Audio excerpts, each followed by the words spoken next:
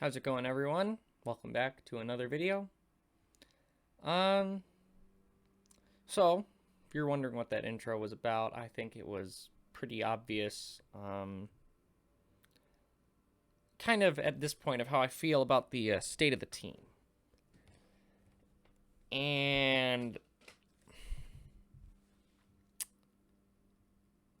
I'm very curious how this video is going to turn out because I didn't do an individual video for, the draft or Flurry getting traded, but I was waiting for the right time to come back because I just hadn't been focused on videos. So I'm gonna kind of cover it all today with one thing overarching, and I will show the good times with the team at the end of this. I have a couple of things to show just because it's cool stuff.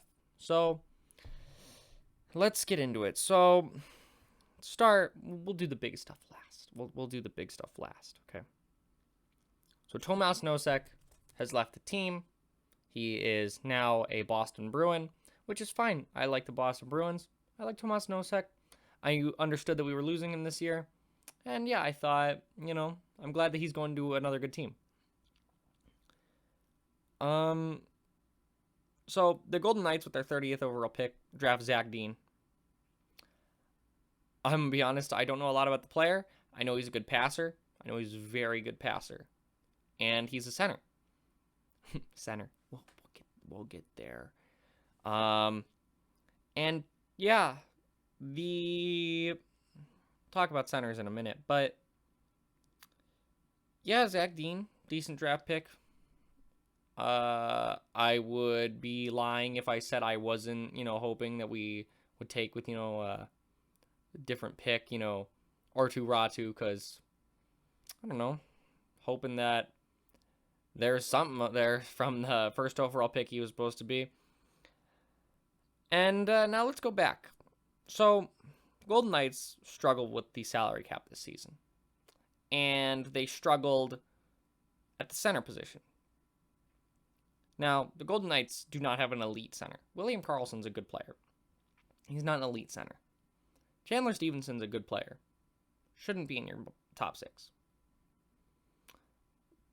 But, so the three big things that I'd say going into the offseason were, in the order of importance. Number one, get a top six center. Number two, make it so that the salary cap isn't affecting you as hard as it did last season, to where we had to play with less players in certain games. And three, re-sign Alec Martinez. He was incredible this past season, and I'd like to keep him.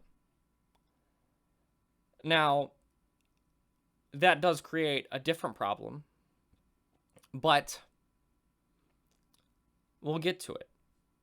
So, early on, after the season ended, the Golden Knights made two trades in the same day.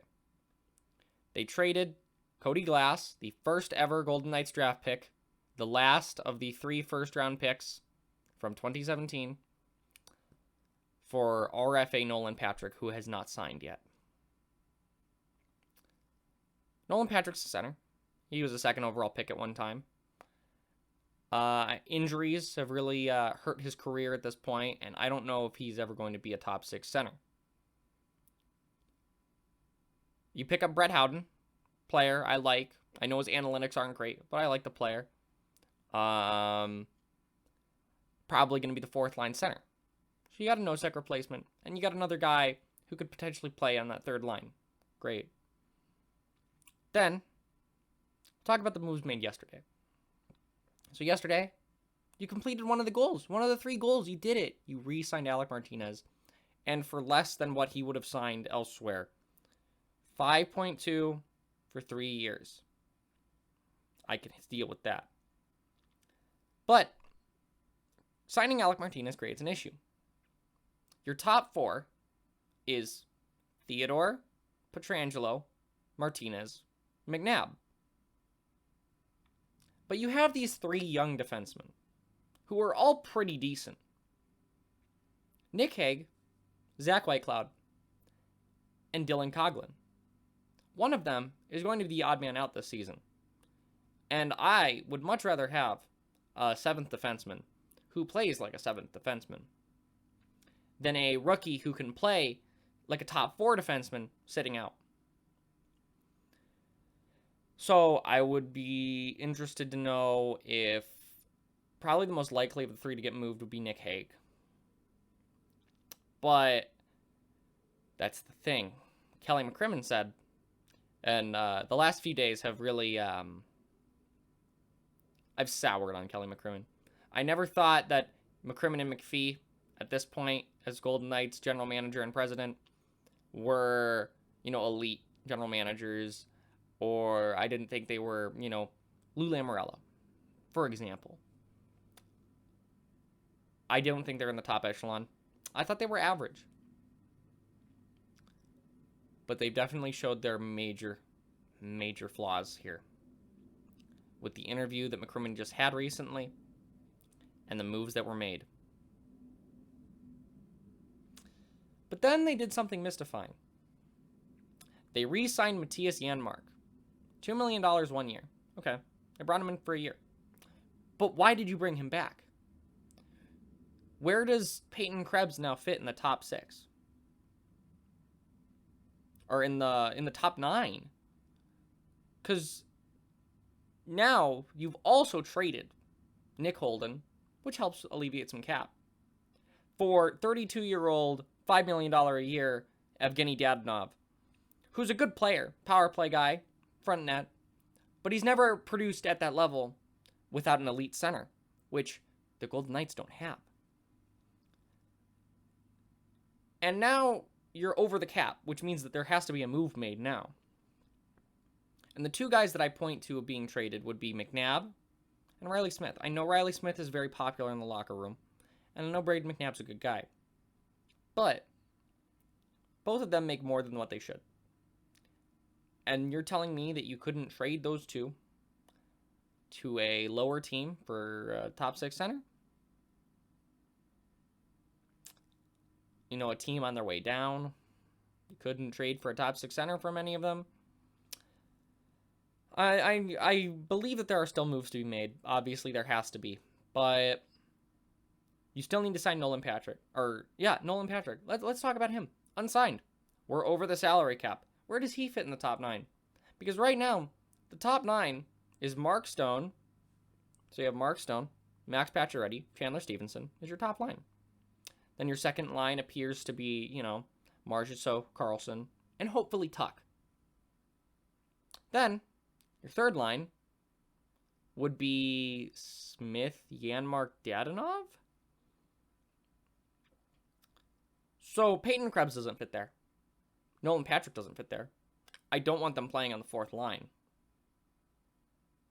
Both of them are better than the 4th line, especially from, I know we got a small sample size of Krebs last year, but you have these guys. Howden can be your 4th line center now that Nosek's gone. That's fine. But where does Patrick and Krebs fit? You have to get rid of 2 forwards if you want Krebs or Patrick to fit. It's not like you're going to be sending William Carrier down to the AHL. But then, after you make one of the most mystifying trades, not mystifying, controversial trade. You make the most controversial trade in franchise history. You trade the face of the franchise and Marc-Andre Fleury out. For nothing. Now, I'd rather be the Golden Knights than the Avalanche, considering that they lost their Vezina finalist and then had to pay a first-round pick for a different goalie. But in free agency, I was like, okay, I get it. Fleury's gone. His cap hit's gone. Makes sense. They swallowed the entire cap. It's fine. Now, guy who was an absolute stud in the AHL last year, Logan Thompson, has to play a certain amount of NHL games, or else he's a UFA. So that's fine. You have Leonard.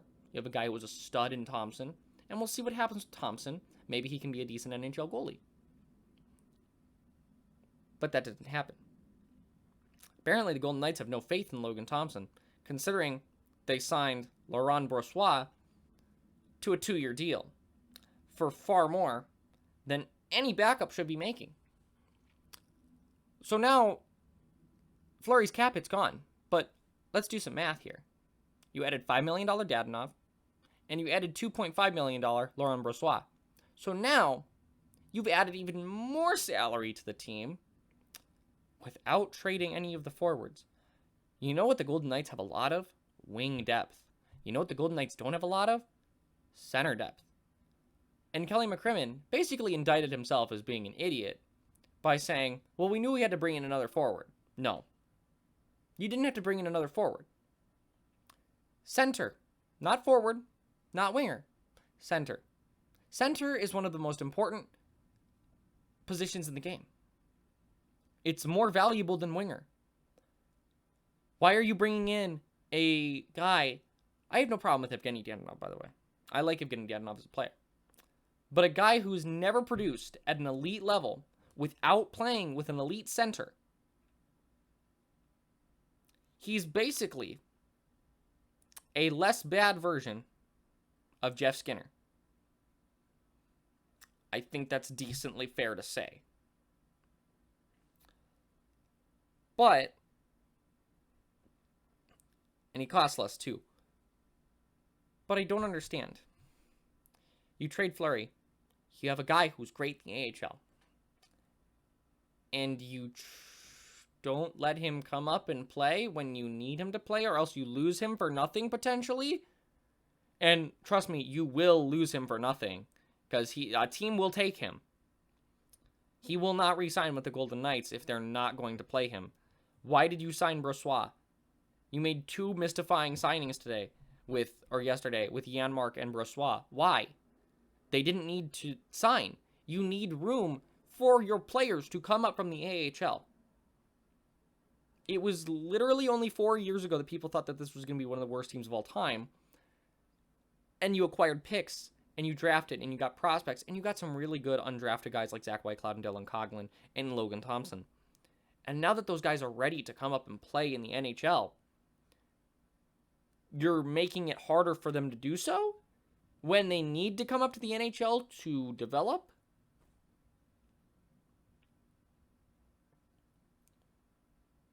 Are you sure you're a credible GM? Listen, I'd rather be a Golden Knights fan right now than a Hurricanes or Oilers fan. Trust me. I still like the team. I do. I like a lot of the players on the team. I like Mark Stone. I like Max Pacioretty. I like Zach Whitecloud. I like all these guys. But you're making it harder for the players that people want to see to perform well. How much better do you think Mark Stone and Max Pacioretty could be if they had an elite center with them? And I like Chandler Stevenson, and I know he's got a lot of chemistry with those two. But he's not an elite scorer. He's not as much of a scorer as you would want in your top six. And I don't know why they won't give William Karlsson a chance to play with them. Because he played, maybe 20 games in year 3 before Gallant got fired? Maybe? I'm not sure, but it definitely wasn't enough. So, yeah, I'm basically mystified at some of the moves that they've made at this point. And I really hope that a big move's coming, but Kelly McCrimmon basically said that they're not going after anyone at the moment. Listen, I could understand re-signing Janmark if you trade Peyton Krebs or Nolan Patrick or something like that, and like Braden McNabb or something like that in a package for Jack Eichel. Now, I've never been one to go to say, I've never, you can go back before we signed Alex Pietrangelo. I've never been one to encourage going after the big piece, because sometimes you can lose that deal in the long run. But however, I think that the Golden Knights need an elite center, and that's what Jack Eichel is. And if they got an elite center with him, if they make a pat, now there's always a chance that they could go, okay, we're going to trade you Braden McNabb, Peyton Krebs, and Nolan Patrick in exchange for Jack Eichel, and maybe a first or something like that. I don't hate that deal. And it would definitely put the Golden Knights into a definite win now mentality, which they are in. But they're not putting a team together like they are. The team doesn't need more winger depth. Dadonov cannot play center. And I don't understand why over the last 4 years they haven't tried anything different with the Smith, Marchessault, and Carlson line. Because they've been the same for 4 years. They've played the same for 4 years. So teams now can counter that line effectively. It's been 4 years. So maybe take Smith down and put Tuck there. I don't think I'm out of turn saying that. I think Smith is an effective middle six forward. And I don't hate Riley Smith, but he's paid more than he's worth. And you bring in another winger who's paid more than what they're worth in Evgeny Dadonov. So at this point, I'm very mystified by the moves the Golden Knights have made. And I won't be shocked if Kelly McCrimmon and George McPhee see their way out the door in the next 12 months. Now, there better be a big move coming.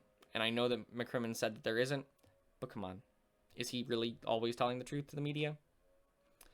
There better be a big move for a center. I don't care if it's Jack Eichel. It could be whoever. It could be Claude Giroux. At least it's a good center. Or I'm sorry. Claude Giroux's not a center. He's a winger. But yeah. Go out and get a center. Then you have my attention. Because at this point, I don't know what the hell you're doing. There's going to be another move coming up. And I'm glad that we didn't go after Philip Danault. I'm sure we did. We always do. But I'm glad we didn't go after a center who can't score. We need a scoring center. That is the number one need. And the need is also to get under the salary cap. If you have to trade Riley Smith and Braden McNabb, then do it. But signing a $2.5 million backup goalie isn't the way to do it. Robin Lehner is a serviceable enough goalie. And one little tangent here. People going after Robin Lehner like he's the reason that Marc-Andre Fleury got traded need to get a life. Because, I'm sorry. Is Robin Lehner the one making the calls for trades? No. Is he the one deploying lineups? No. You could blame Peter DeBoer more than you could blame Robin Lehner. But it's not his fault. And I don't know why people don't like Robin Lehner. He's a decently likable guy. I have no issue with Robin Lehner. People hear him say, oh, he has depression. Well, he's not an NHL goalie. What? He has a better career save percentage than Marc-Andre Fleury. I know, shocking. But, yeah. So anyway, that's it for my little rant. And, so I'm going to show it on a positive note. So, I work, for these guys, Las Vegas Aviators. They are a minor league, baseball team. And so I work game entertainment for them. And they offered to do the Battle of Vegas, which is the Golden Knights versus Raiders softball game, the charity softball game. And I got some cool stuff there, considering that I was on the field with the Golden Knights. I got to meet all the guys down there. I got to meet Mark Stone, Max Pacioretty. I got to see Nate Schmidt and Eric Howler return. Zach Whitecloud, Nick Hague. It was a fun time. And I got some cool stuff. So let's go over that right now. So we'll get to... So let's do this one first. So I brought my Mark Stone jersey. And because of that, I don't know how well you'll be able to see it on camera in this lighting, but I got it signed. Mark Stone. And I got Max Pacioretty on it too.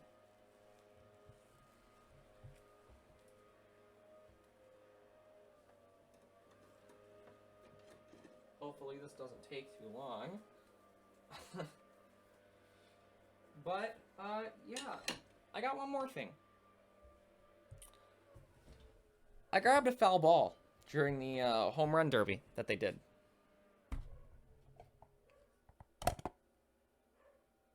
And on the foul ball, I got everyone's signature other than Mark Stone and Mac Pacioretty. I saved them for the jersey. But I got everyone. Ryan Reeves, Riley Smith, Braid McNabb.